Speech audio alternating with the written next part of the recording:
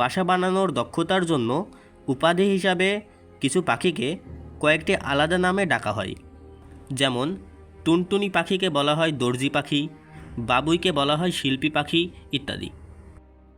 যদি বলা হয় কোন পাখি সবচেয়ে সুন্দর করে বাসা বানায়, তাহলে বাবুইয়ের নাম উপরের দিকেই থাকবে। কিন্তু বাবুই পাখি কিভাবে এই বাসা বানায় এবং কেনই বা এরকমভাবে বানায় তারা, এ সম্পর্কে বিস্তারিত আলোচনা করব দ্য জায়ান্ট ইউনিভার্সের আজকের এই পর্বে।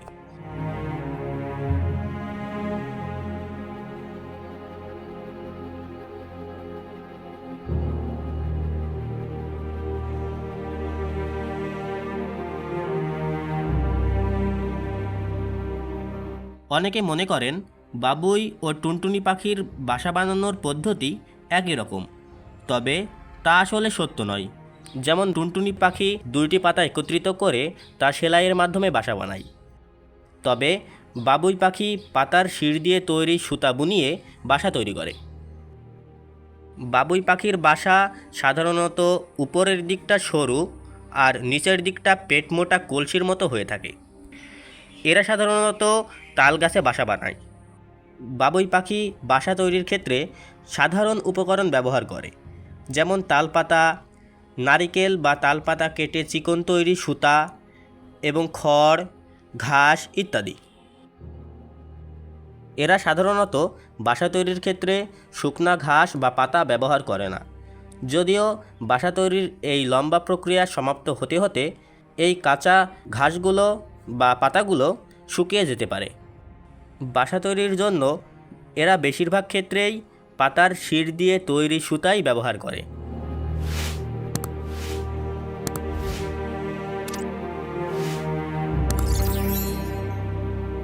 বাবুই পাখির ঘর বানানোর পদ্ধতিটাও বেশ আকর্ষণীয়।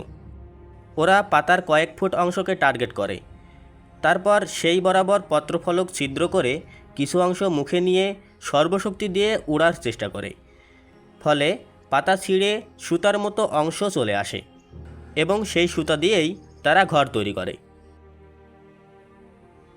বাবুই পাখি ঠোঁট দিয়ে এবং প্রয়োজন হলে পা দিয়ে কাপড় বোনার মতো সুতা সেলাই করে বাসা তৈরি করে। বাসা বানানোর কাজ সবসময় পুরুষ বাবুই পাখিই করে থাকে।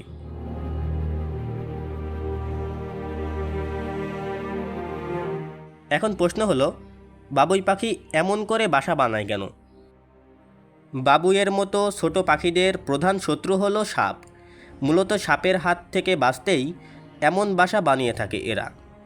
বাতাসের ধাক্কায় বাসাগুলো দোল খেতে খেতে যেন উল্টে না যায়, এজন্য বাবুই পাখিরা সাধারণত কাদামাটি নিয়ে এসে বাসার নিচের দিকে রাখে। এতে বাসাগুলোর নিচের দিকে ভারী হওয়ার কারণে বৃষ্টির পানি ঢোকার ভয় থাকে না।